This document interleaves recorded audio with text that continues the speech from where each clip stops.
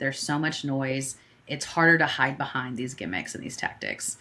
And I'll say the things that I'm tired of seeing are the really bland, like, oh, 10% off your first order, 15% off your first order, like these things that everyone is saying and doing to keep people around. You have to have actual value. First and foremost, you have to have a good product. People are going to see through, a weak offering, a weak promo code. If you're trying to get me in the door, bring me in with something really enticing.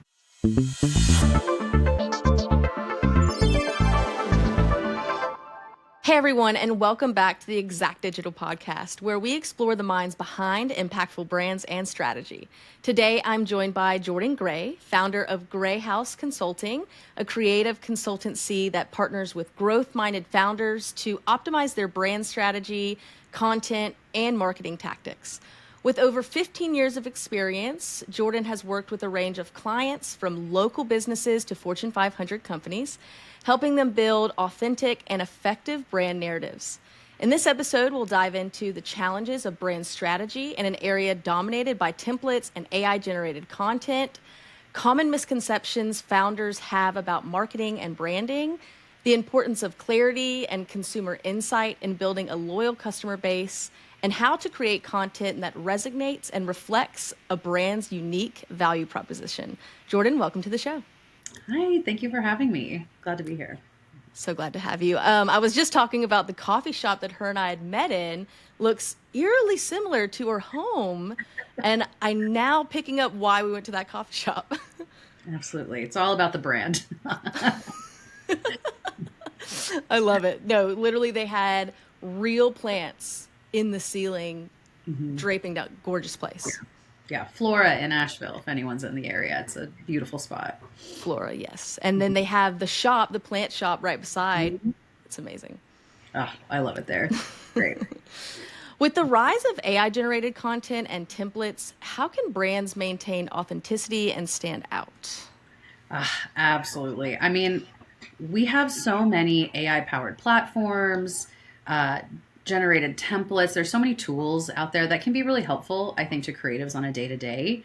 But the problem I think it presents is that it's made the actual creative seem less fundamental to the process, because it seems like you can just generate something, get on a tool, get on a platform, and crank out the content that you need. And you can do that. But when you don't have a skilled creative behind the keyboard leveraging those tools, you end up with, basic, barely manipulated AI generated content, which is now lovingly being referred to as AI slop. I mean, we're seeing it everywhere. You can spot a raw Canva template from a mile away.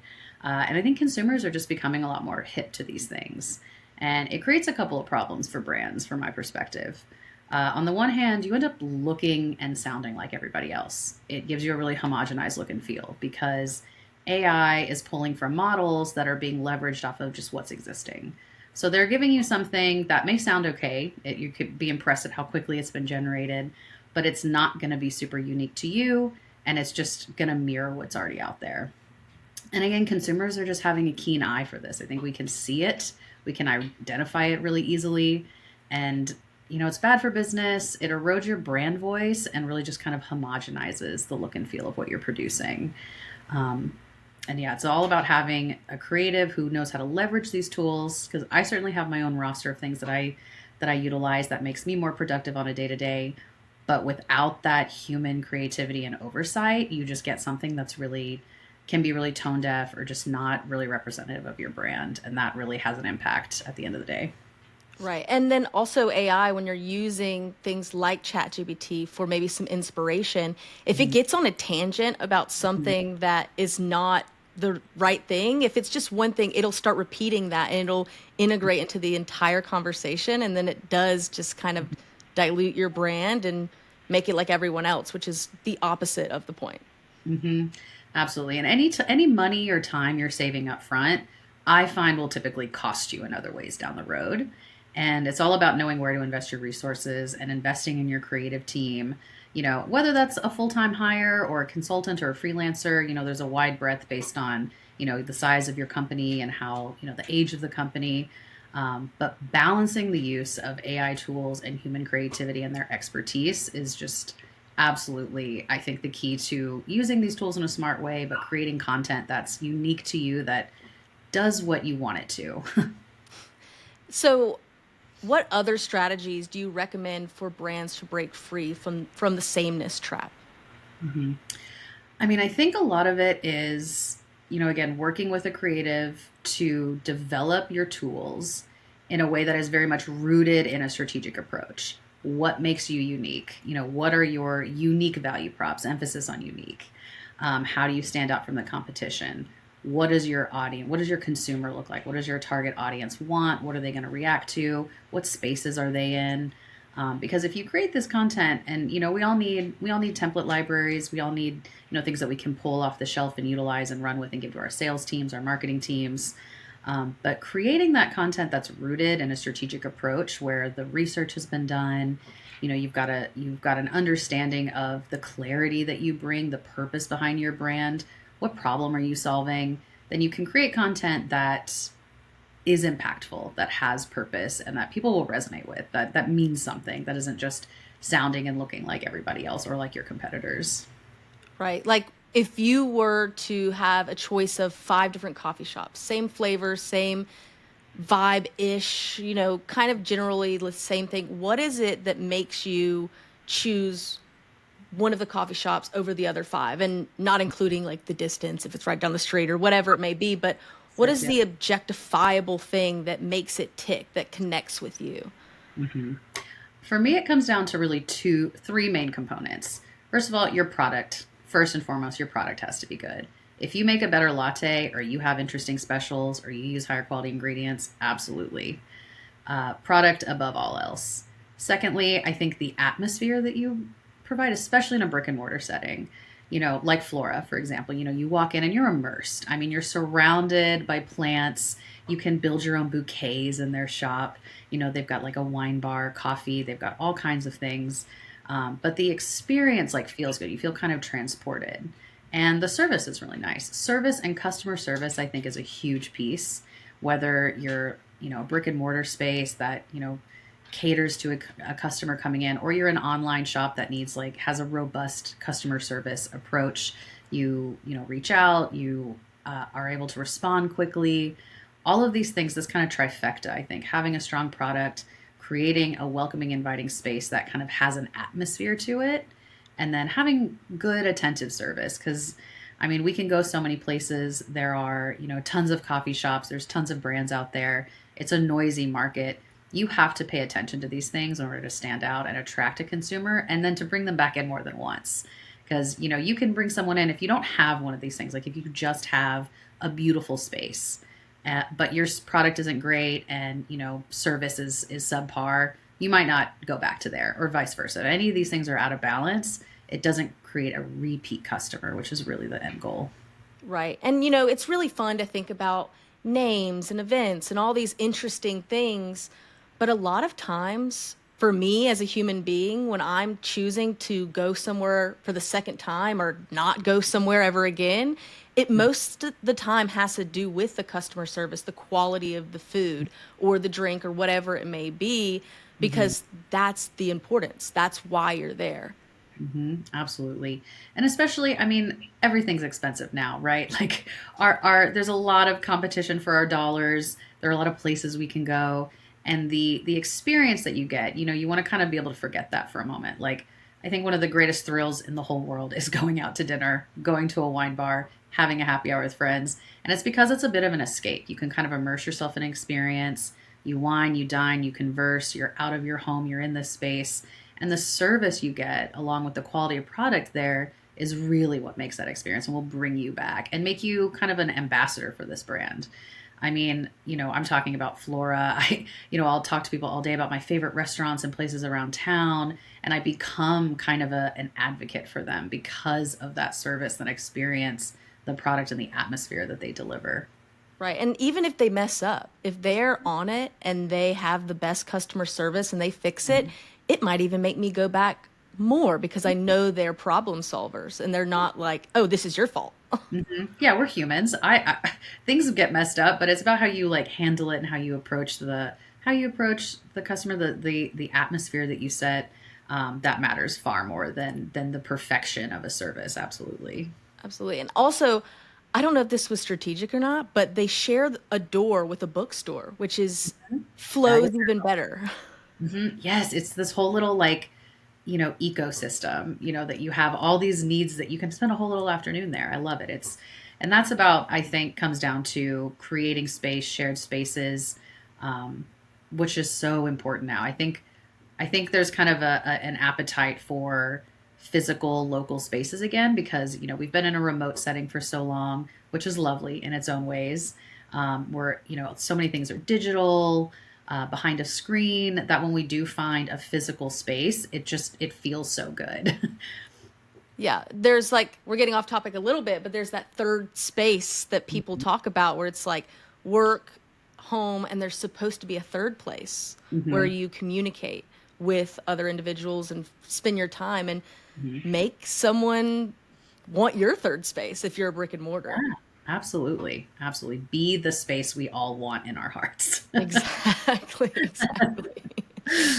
So you often talk about clients out of rebranding. Oh, you often talk clients out of rebranding. Why do you think many founders believe a new logo or design will solve their problems?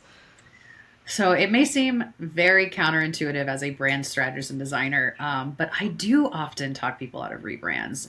Or really, what I do is I reassess and recalibrate. When someone comes to me wanting a rebrand, I start with what I call a discovery sprint. And I always say brand is, equal parts creative exploration and therapy because it's so foundational, so intrinsic to so many other parts of the business. And when someone comes in wanting a rebrand, I like to pause and run them through this discovery sprint. And it's essentially just a long form interview where I'm talking to them, I'm asking them a ton of questions about, well, what is the motivation behind the rebrand? What are its goals? Why does this feel like the right move? And then back up a little bit. Tell me about why you started this company, about this product, this service. What's the purpose? What's the problem it solves? How does it identify? How is it perceived in the market? How do you want it to be perceived? If your brand were a model of a car, what would it be? Which may seem like kind of a silly question, but it illuminates so many things about the personality behind the brand, how the founder views it, the value it brings, its longevity. And what I found is that a lot of times the rebrand is the discovery sprint can identify foundational issues because it's not always just the rebrand. I understand why people gravitate to that. It's the shiny object, it's very tangible. But I always say I liken approaching a rebrand without doing some of the strategic work up front that can identify some other gaps in maybe your messaging, gaps between, marketing and product. Doing a rebrand without some of that foundational work up front feels a lot like, when you're in a rut and you're bored, you're restless, and you decide you're going to move. You're going to move to a new city. It's going to cure you. It's going to solve all your problems. And it might for a little while. You get to a new space, refresh settings, new surroundings, but any problem that you had in your old space is just going to eventually catch up to you. And jumping headfirst into a rebrand without some of the strategic insights to inform it often creates that problem. So it ends up costing you more down the road. Any issue that wasn't resolved, it becomes a lipstick on a pig situation. And so what I'll usually do is say, all right, let's really look at the entire landscape of your brand. Let me do a little bit of an audit. Let me poke around. I'll interview people throughout the company, from the founders and leadership team all the way down to junior designers, creatives, strategists, whoever is on your team, and get kind of everybody's perspective of what do you think's working, what's not working, because a lot of times it'll illuminate how to best approach the rebrand. Whereas earlier in my career, I was just so eager to get my hands on a logo and make it better. And a lot of times there's a great argument for that. Certainly always a time and a place for a rebrand. But typically it's never just a rebrand. And I don't say that in like, oh, it's going to be this huge, expensive undertaking. But a lot of times it's just minor tweaks. And a lot of times you can work with a brand strategist who's also a designer, who's also a writer. It's usually a very comprehensive role.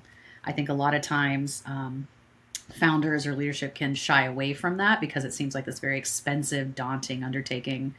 But I mean, a week long discovery sprint to help fill in gaps and identify plot holes before jumping into what can be an expensive rebrand typically actually saves you money in the long run. So I do find myself ironically talking folks out of full rebrands or putting a pause, because a lot of times it can just be as simple as restructuring your messaging, or there's a crucial thing missing in your product or your service that with a little bit of user research, survey, feedback loops, reading the reviews, talking to internal and external teams, you can figure out like, oh, well, actually, by just adjusting this element of your service or your offering, you're going to just make up so much more in brand loyalty, customer satisfaction.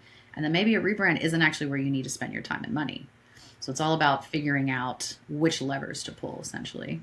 Right. And although that might sound counterintuitive, it's going to in turn allow them to trust you because they know that you're not just here to make a quick buck. You actually want to see their success. Mm-hmm.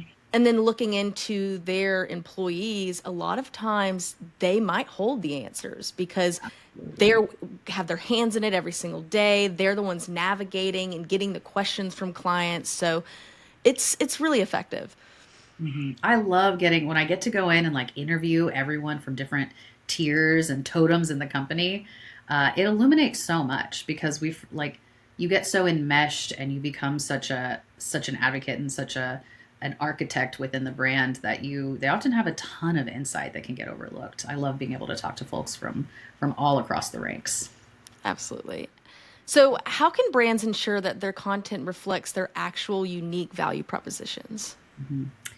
Again, I think the key here is working with a strategist, whether it's a creative strategist, a market analyst, and investing in your team and resources. Because the key word here again is unique. What are your unique value props? And not just your perceived value or what you think is valuable about your product. What do people perceive your value as?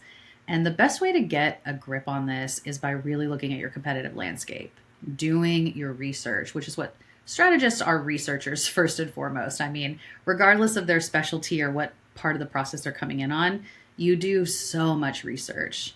Something that's so interesting about what I do is I work with folks across so many industries. I mean, healthcare, finance, hospitality, academia, athletic training. Like I'm bouncing all over, and I end up having to do so much research into these markets that you can quickly kind of familiarize and become an expert. And so these strategists are doing just that. They're researching, they're really getting, a grip on your industry, where you fit within it, because when you understand your competition, you understand yourself a lot better. And you're able to say, okay, what is unique about me? What is unique about the way I'm solving this problem compared to my competitors? Because when you have a handle on that, then you understand, it can inform your content and your creative execution. What are we saying? How should we describe ourselves in a way that is compelling and that is, going to ultimately help lead to a conversion? Because if you have an understanding of that and you know what your unique value props are, it informs everything. It's such a top down. It is kind of like the rising tide that lifts all boats, to use my favorite piece of corporate jargon. And something that's just hard to come by without someone who has that strategic background, because, and you can use this is another great example of where AI can be helpful, but doesn't always do the work correctly, especially when research is involved. And it comes down to citing sources and pulling references. I mean, ChatGPT can crank you out a SWOT analysis, but it's probably not going to be correct. And you need that human touch, that desk researcher, to be able to go in and make sure that it's researching things effectively, that the sources it's pulling from are correct. Because if that's flawed and that foundation isn't there, then your content will reflect that weakness. Absolutely. And that goes along with the research of what are people doing out there and what are my clients or my potential audience looking for. Absolutely. Because I think what you hit on so nicely is that it's brand voice, and that your brand becomes kind of like a living, breathing entity. A lot of times it can get really reduced to just being a logo or a font or colors or the way your website looks. And those are elements of a brand, but it is a cohesive, organic organism in my mind. And it's all about, the concept of story building and character development, whether or not it ends up, on a piece of marketing collateral or in a story or in a final script. Those insights, that layering, that creative process informs the final product, and it's there even if you can't see it word for word. Exactly. Mhm. So, can you share an example of a brand that have successfully built loyalty through genuine engagement rather than the gimmicks? Absolutely. I could talk about this for forever. I I will say I think again, we're hyper aware of AI generated content, of performative value. There's so much noise. It's harder to hide behind these gimmicks and these tactics. And I'll say the things that I'm tired of seeing are the really bland, like, oh, 10% off your first order, 15% off your first order, like these things that everyone is saying and doing.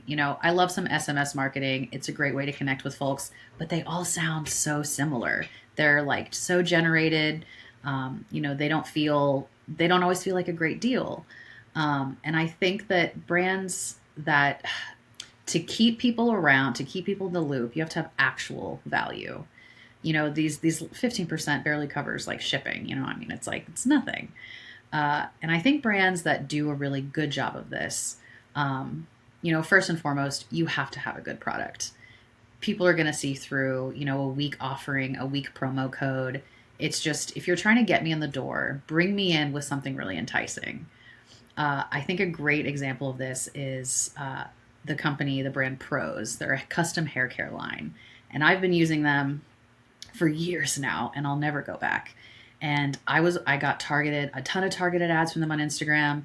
They have you take a quiz about your hair type and where you live, and they put a specific formula together for you. It's so fun. I was like, I love a quiz, right? It got me in. It was a great tactic. And I was like, all right, I'm going to bite the bullet. I'm going to see if this is worth it. And what brought me in, the quiz got me there. The quiz got me into their funnel. And then what really sold me is they had like, I think it was like 50% off my first order. That's an incredible value. And I think when you're willing to do something like that, it really speaks to the quality of your product because it's like, listen, trust me, if you get in, you try it, you will not leave. And by gosh, they are right. I mean, it was such an enticing incentive. The product is super customized to me. And every time I come around, my budget comes up and I'm like thinking, all right, what should I cut back on? I always consider, I'm like, do I really need to be buying custom hair care? And the answer is absolutely yes, because I have tried other things and the product at the end of the day is just so high quality. And I feel like we all have stories of something we bought at one point and then went to rebuy, and the quality is drastically different.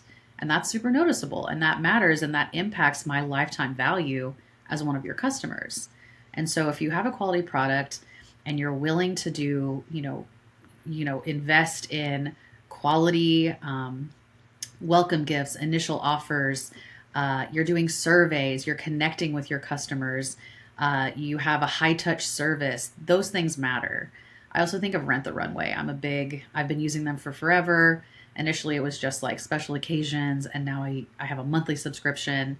And it's certainly not a cheap thing, but it's worth it because they have such high touch customer service. I mean, you do this thing, you get a stylist. Shout out Lizzie, she's great. She emails me all the time.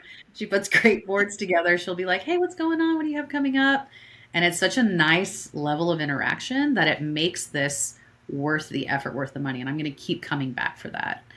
Um, Another more like something I think about is kind of random, but the Cinemark Movie Club. It is just a monthly, it's not a very like sexy monthly subscription. Um, but compared to its competitors, I think it's a great study in competitive analysis and looking at what their other competitors are providing in terms of a loyalty program and providing something better. It's a better deal. I get a free ticket every month, 20% off concessions. I mean, that alone is just so it's tangible. It's not a performative value. It's not just, signing up, I got 15% off one time and then you email me every time a product drops, but there's no benefit there.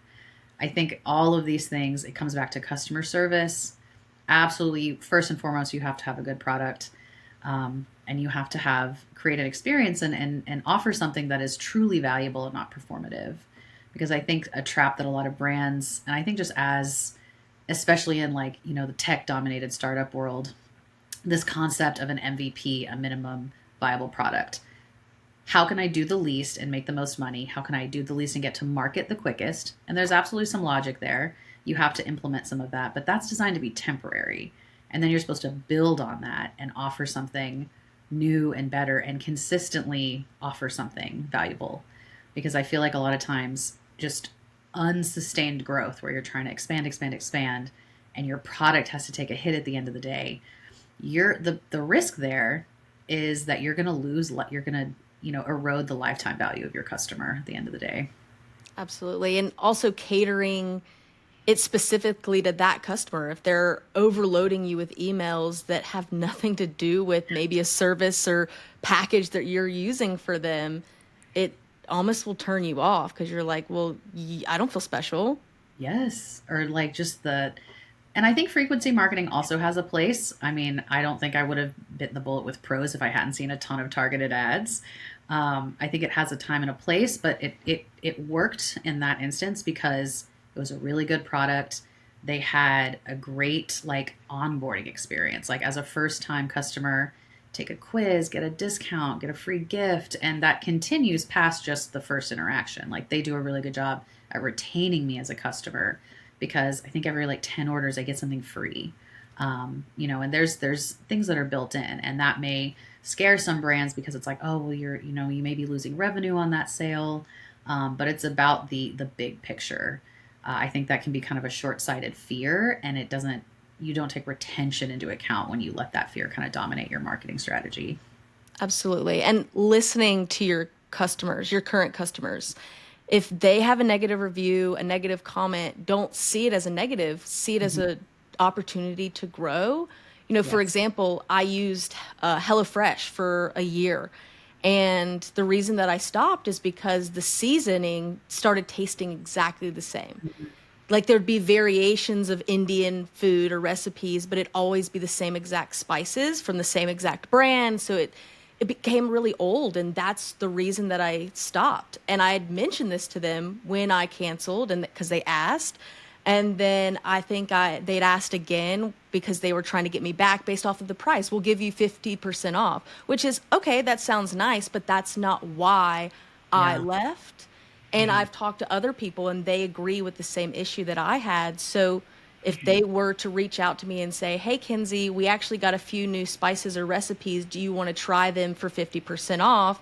And then we Mhm. can move on from there," I'd probably do it. Absolutely. Yeah, I think that we end up looking at consumers and our customers as, dollar signs or sales, and we forget that they're just people with opinions and preferences. And by listening to them, by having a robust survey, feedback loop, touching base, again, it comes to customer service. I keep harping on product quality and customer service. But checking in, I mean, my gosh, I think that, listening to your customers and taking their feedback into account and allowing it to inform your process will such an incredible investment and something that's often overlooked. Absolutely. How do you typically gather and utilize consumer insights to inform brand strategies? I do a lot of social listening. I think paying attention to your channels, how people are interacting with your content, what's going on, whether it's for myself or a client, that's invaluable. And it's essentially it's a cost effective way to do that. It's just having your finger on the pulse and paying attention to some of these digital touch points. I love a survey. I love reaching out to folks, following up. I'd always do personally for me and my clients. I do postmortems where I send out, at the end of a project, I send out survey links, I get some feedback. It's all like private, just between us. It's different than soliciting them for a testimonial, right? It's not like, oh, hey, like hype me up, let me know what you think. There's a time and a place for that as well. But like, what did you think of the process? Was there anything you thought that was missing? That I think always really helps me to build my approach and think about like what people need, what they want. Um, on the client side, on behalf of clients, user feedback, user surveys, user testing, A/B testing. I mean, just testing, testing, testing. Seeing what lands with the consumers, what subject lines are more evocative, what's driving clicks, what do they want to see. And I always encourage, whenever possible, have like an open feedback line, have a comment box that people can just, anytime they're thinking about it, you don't even need to ask. They can always go to this link. They can always fill out this form and be like religious about that. Really be mindful, be open to it. Pay attention to your reviews. And I think resisting the urge to comment on a review publicly is wise. because we've all seen the like Yelp reviews, the Google reviews where the brand comes back in and is a little bit passive aggressive to a bad review. I think that can be in bad form sometimes. Taking it in stride, um, just like doing the right thing by the consumer, listening to their feedback, and really being vigilant about implementing it and trusting that that's something that can help improve your process or your product or your service. Absolutely. And recognize that if they're saying something, it means they care and they want you to succeed or they want the product to be improved so that they can continue consuming. Because if they didn't care, they just would ignore and walk away.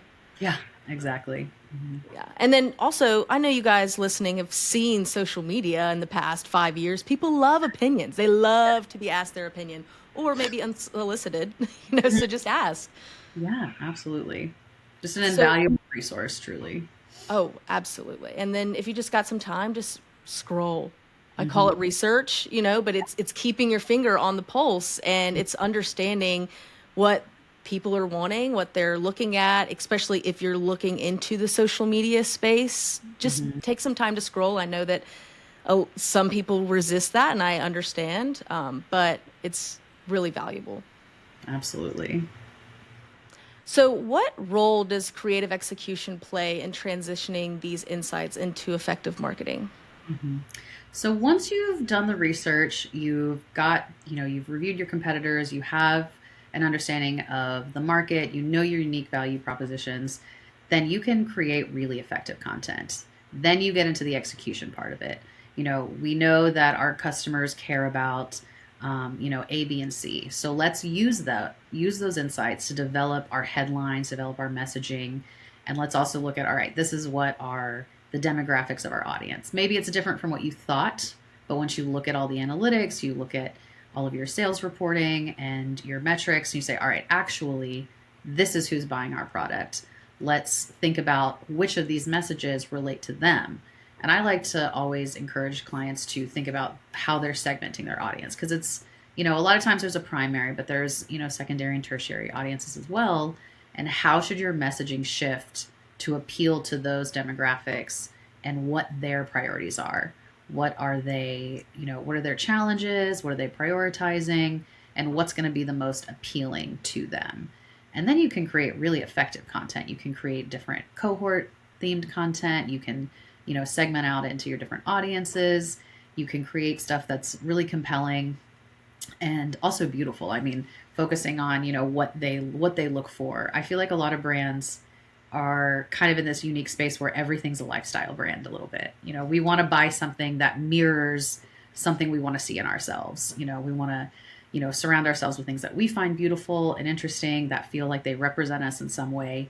So even if you're not, a typical traditional hospitality or lifestyle brand, I think it's really smart to incorporate a little bit of that strategy into what you're offering and your creative execution and what you're putting out, what your packaging looks like, thinking about your digital touch points. What is your website like?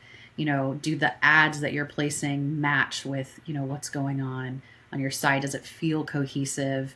Does it create this atmosphere, that trifecta of good product, good service, and, ambiance essentially? Yeah, absolutely. And fun fact for everyone, girls do care about the aesthetic of their hairbrush. Absolutely. It's sitting on the counter. It's so pretty. Wow, I love the color and the feng shui. Absolutely. I mean, yes, I'm looking at like every little thing and how it works. And even my little like junk drawers, I like to look kind of aesthetic. I want all my little pieces to like look nice and feel cohesive. My little like trinket boxes and like the purse bowl of all my stuff. Like it all, like the aesthetics of it all matter, I think. Mhm. Absolutely. So just understanding that these are going to be in people's homes. It's not just about making that quick sale because if you want some lifetime value customers, people will buy things or stay a customer for the most minute details that Hmm. no one ever even thought about. Absolutely. Absolutely. I Well, mean, yeah, we just had the Sephora sale for anyone who worships at the altar of Sephora, and there are so many things that I buy that I could probably get a cheaper version of that I am buying for the packaging, for the look and feel, for the quality of it. I mean, absolutely. it's a lifestyle. So, what trends do you foresee in brand strategy and marketing in the next few years? I think what we're seeing a lot of, I mean, with the virality of content, is that brands, musical artists, brands, spaces are really trying to seek out experiences that create obsession and participation, and it's trends that are, fun to participate in. You can create your own content in this style, things that feel, and I keep coming back to the trifecta of not only is it a good product, but it creates, almost this like niche, this experience of a piece of the zeitgeist that you can participate in. I mean, thinking about like Brat Summer. I mean, I think that's like such a good encapsulation of that concept. And with that, I think you also have, things becoming more local, more brick and mortar, more third spaces. People want to be able to go and touch something tangible. There are so many subscription services. There's so many, digital SaaS products out there, which are great and have their place. But I feel like we're kind of yearning for things of yore a little bit. I see that in like the product space and the physical space side, and also in marketing and advertising. I feel like we're just ready for a return to more traditional advertising. Give me a print magazine, give me a billboard, a radio ad. I mean, there's such a renewed vigor for things like this. Long form content, podcasts, blog articles, Substacks. I think people are more eager to consume genuine content, even if it's in a long form setting, that gives them something to participate in, that they can kind of build in. I think that those things are really kind of gaining a lot of traction. I think that they're keeping consumers' attention, and on the creative side, they're very fun to produce. I think people are, both consumer and marketer, having a really good time there. Oh, yes, absolutely. And having like a YouTube video, like a long form content, being where the ad is, well, we do paid ads. So, like, where the ad is going to, and it's clips from that video, and it communicates that, welcome, come here, come join the conversation. Like, you're going to go talk to your friend, because it's been such an influx of that short form content, which is definitely going to stick around. But it has to tie in somewhere else. Mm-hmm. Yeah, there's an appetite for the longer form content, the really genuine reviews. Like, talk to me for 10 minutes about like why this hair care product worked for you and why this one was overhyped, right? Like, and why it didn't work for you. Like, that is so, I think people are really seeking that genuine connection, because again, AI, short form content, just the volume of it, I think it creates a fatigue, and we can see through, as a consumer, can see through some of those more, gimmicky or short-sighted approaches, or things that are overly incentivized, right? That people are just looking for like a genuine connection for something, because there are so many things competing for our dollars. Things are expensive. It's a whole new world. And you have to kind of rise above some of those things and really stand out to create the lifetime value customer. Absolutely. And also after COVID, it's almost humbled everyone that was up here and risen up everyone that was down there. And they're like, I don't have time for your BS. I know that you are also sitting in your home in your pajamas in 2020. Give me the real stuff, Mr. CEO. Absolutely. Absolutely. Absolutely. And then, there's so much content around, or there used to be a lot of content about like, here's this solution, it's going to make you perfect, it made me perfect, and we all know, oh, nobody is perfect. So give me that raw footage, give me that campaign that messed up, and you just had to give me the behind the scenes and the silly like action of the person setting up what they're Hmm. about to do, and asking the question of like the influencer maybe being in front of the camera and saying like, wait, what was my line again? Hmm. Humanizes it, because we all know that everyone has been in that situation before, and we're Hmm. done with acting like it's not. Absolutely. Yeah. The genuine, almost like lo-fi approach, even sometimes, where we're getting a true, like, take us on the journey. Talk about like why you reformulated your product. What was the goal? What did you do? How did you get there? What did that look like? What went into it? Because people really, I also think, they love, we like brand stories. Those can be interesting, but a founder story and learning why you did something, why you're doing it, aside from making money. We're all out here to make a profit, but why were you driven to, build this app or launch this product? Like what, or open this new space? What drove you here? What was your unique journey? Those are things that people love to celebrate and get behind. Because again, our purchases, a huge motivator is that we want to see ourselves in our products. We want to go after something that's going to solve our problems, something that, fits in with the aesthetic that we're trying to achieve, something that we can resonate with. And I think that when you have genuine content, you've done your research, you have a good product that's willing to be flexible and meet and change to meet your customers' needs, then you have like a really winning brand. Absolutely. So, how does Gray House Consulting preparing to adapt to these changes? I mean, a lot of it is staying very, very on top of the industry, the emerging trends, emerging technology. I think as creatives, we've been, trained from day one to just adapt to the newest program, follow the latest trend. It's a lot of just staying connected, staying, chronically online, essentially, as much as we can. Um, and really being proactive with clients, saying like, oh, well, have you thought about this? I recommend this. This is a new platform that could be really interesting. Not being afraid to test things out. Saying like, well, listen, like I think maybe Substack could be a great place for you to explore, a great place for you to, distribute content. Let's explore that. Let's test it. Let's give it, 3 to 6 months and look at the metrics and see where we land. And being willing to try new spaces, try new platforms, and being, having the proactive nature to bring them to clients versus waiting for them to be like, hey, should we be doing this? Is something that's always really fun. And it feels more collaborative that way. I feel like it builds a stronger client consultant relationship. And it's really fun. You get to feel kind of like a mad scientist at the end of the day.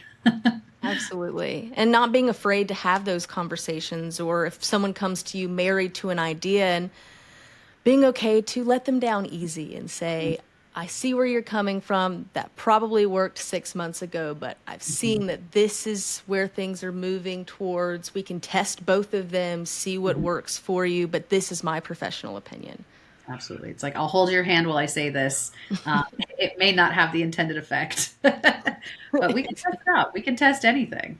So Exactly. yeah. And Mhm. being as the I'm in the paid advertising space, a lot of times we need someone to have gone through a consultant. Although Mhm. we do a lot of strategy, sometimes people come to us ready to put gas on the fire and there's no wood Mhm. for the fire. Absolutely. Yeah, because again, if you haven't addressed some of those foundational elements, and this is something I also have, I tell clients a lot. In addition to like, all right, well, if you want to rebrand, let's do a little bit of strategy first. I also have to a conversation I have a lot is that marketing is not always your silver bullet. Just because you spam all these things, if you're not saying the right thing to the right people, you're just wasting your money. And we need to do a little bit of that work. It's not always going to take a ton of time or a ton of money, but it is going to make you more money in the long run. Absolutely. And sometimes I'll use the example of going to the gym and working out, eating well and losing weight versus taking a supplement or shot that might have a Hmm. quick fix, but as soon as you stop taking that shot, Hmm. you're gonna be right back where you were, and you Absolutely.